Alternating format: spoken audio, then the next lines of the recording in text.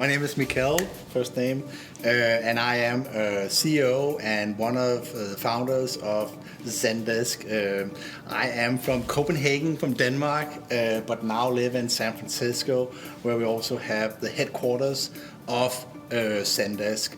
We build beautifully simple customer service software, and we make it very, very easy for our customers, and we have more than 30,000 businesses around the world to provide great customer service to their customers. I think that when we launched Zendesk 5 years ago or 6 years ago, I think it was a very, very different industry. I don't think that we built Zendesk because we felt there was a lack of innovation. There was a lack of great products that people really enjoyed using. And I think a lot have happened over the last 5 years, and I think we're definitely not the only company in the industry anymore, or with that approach anymore. But at the same time, the voice of the customer has never been more important than it is today. And just since we launched our product, more and more companies have definitely embraced the concept of really embracing their customers and have understood how customer service is not only a cost center, but it's a revenue center. And I think we have a product that fits very well with how customers and companies want to engage and communicate today. And I think we've given our customers a competitive advantage by building a great tool that connects them much better to their customers. Zendesk はより優れたカスタマーサービスのためのソフトウェアです。カスタマーサービスはお問い合わせに始まります。メール、ツイート、電話やチャット、またはヘルプセンター内での検索などから、Zendesk はこれらお客様とのやり取りすべてを1箇所に集めます。設定は簡単で使い方もシンプル。サポート担当者のために特に注意を向けるべきやり取りをハイライトします。複数のお問い合わせ案件を同時に処理することができ、Zendesk内に限らず問題解決に必要なあらゆるツールや情報と連携します。社内で他の部署からのインプットが必要な案件なら、チームでコラボレーションしやすいようZendeskがお手伝いします。これらすべてのやり取りをZendeskが追跡し、あなたの会社に関する情報やサポートチームのパフォーマンス、同業他社との比較分析など役に立つデータを提供します。つまり管理するチームメンバーが1人でも500人でもどの部分がどううまく回っているか実態がよくわかります。これらのツールやデータ、効率の良さはサポートを求めているお客様の顔が見え、満足のいく対応だったかどうかを理解できてこそ力を発揮します。皆様のビジネスとお客様との関係をより良くするためのもの、それがZendeskです。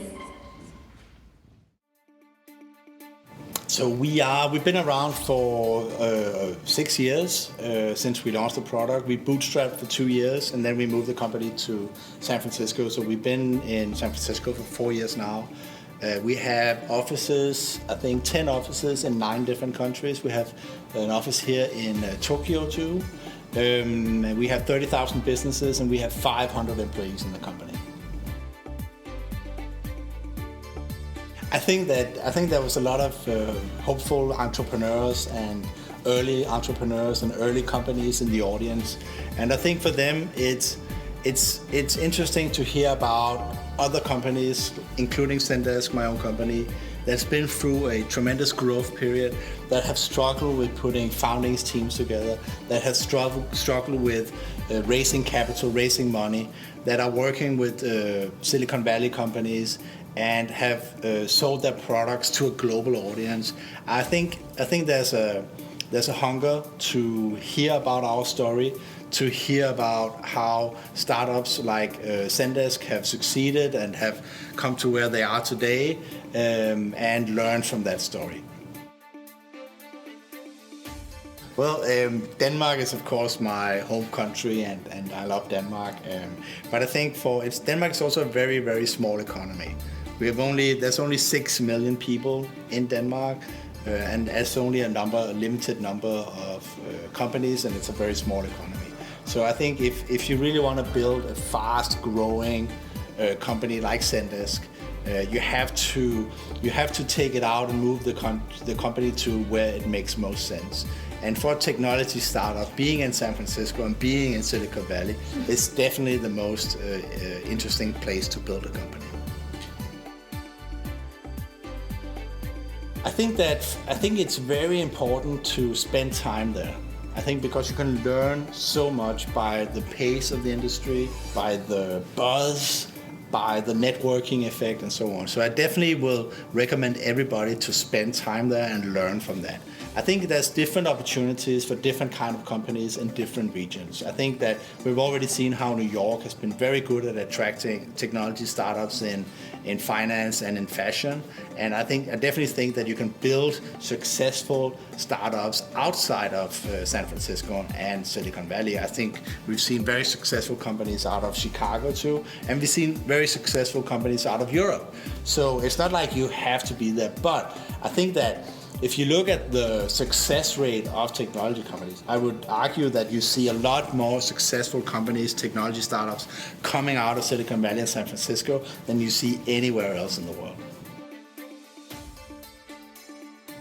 Well, I think failing is just one of the many things you have to do when trying to be successful. And if it was too easy to succeed, then there would be nobody who failed. And so I think it's just part of life, and I think failing is not always bad.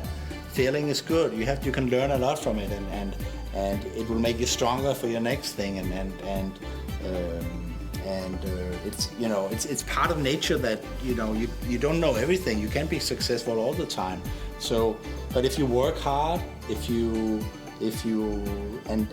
are good at looking for luck and finding luck and finding opportunity, you have a good chance. But it definitely, you should never be afraid of failure, because failure is just one of the many things you have to try to succeed.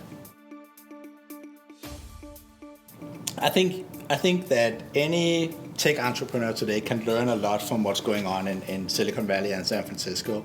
I don't think necessarily everybody has to move there to build their business, but it's a very good idea learning from that area and learning from what's going on there. We have learned a lot from our days in San Francisco before we moved the company there, and it's a great experience. I think if you were in fashion, you would go to Milan and you would go to Paris and learn from these people there.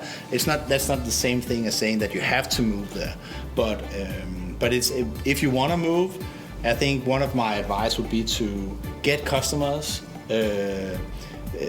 It's a good way to get visibility. It's a good way to get your product tested, because Silicon Valley is a region of early adopters and companies that can give you a lot of great feedback about your product. So, we have so many things, of course. We are, of course, growing very, very fast, and that's a lot of operational challenges. I think we are expanding more and more internationally. So we have offices in more and more countries. We have customers in almost 140 countries today. So that, of course, in itself is a big operation to scale globally. At the same time, we're building out more and more functionality in the product.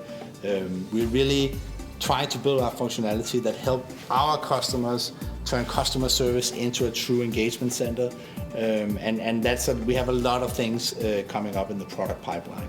At the same time, we are moving from being a product typically adopted by small businesses and divisions within large enterprises. We are more and more becoming a company that are adopted by large enterprises. So we're moving upstream in the market, and that's of course also a huge growth opportunity for Zendesk. It's a good question, and it's a great story also. I think it's one of these things in a startup's life. You go through so many iterations of your company name. We went through a lot of different iterations. I think the name.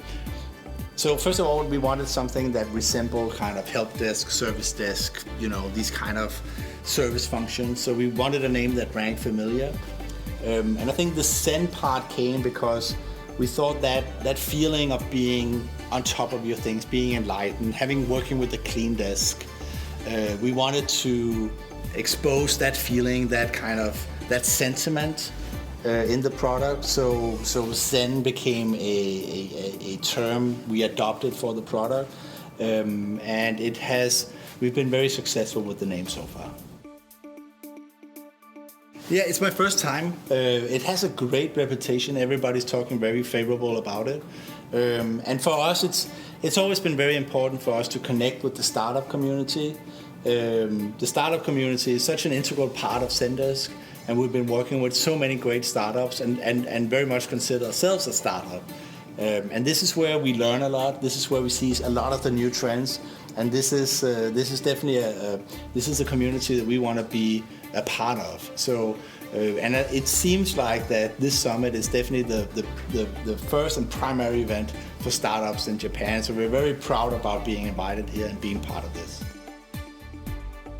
Well, I'm looking forward to hearing some of the sessions and really to connect with a lot of the people here and hear about what they see in the market, what they see here in Japan, and hopefully create some good relationships with other companies and with maybe the companies we can help in Silicon Valley, and vice versa. Maybe there are companies here that can help us with our expansion here. I think, as I said, I think you learn a lot about the tech scene. You learn about a lot of the business climate by meeting startups. It's kind of an eye into economy. It's an eye into an industry. It's an eye into a market. So I think you learn a lot from communicating with the startups, and I think we learn a lot from engaging with the startup community. We learn a lot from talking to them about the trends and the challenges they see in the market. And I will definitely, everybody who are interested in the Japanese market and want to learn more about it and want to figure out how to be successful also in the Japanese market and want to build new type of relationships with Japanese companies, this is a great place to start. Let's see, but I think this is a great event. It's very well organized, a lot of interesting things on the agenda, a lot of interesting people, and there seems to be a very good vibe about it, where everything from the reception they had the last evening to the reception that'll be tonight, it's a good way of getting people together. So there's a very authentic, very honest approach to it, and people are very approachable. And we definitely enjoy that. No, I think I look forward to meeting all the Japanese startups, and we've been fortunate to work with some of the Japanese startups like Sansan, which is a great company, and we've learned a lot from them. Japan, in many ways, is a unique market. It's a different market from so many other markets, and the cloud adoption is different here than we see other places. The reseller channel here is different than we see in so many other places. And I think that Japan has an interesting opportunity to create a very unique model for cloud and for SaaS and for new type of software industry, and it's just going to be very interesting to follow. I look forward to connecting with the startups there and to hear their reaction to our story and to learn from them, so I look forward to a couple of great days here. Thank you.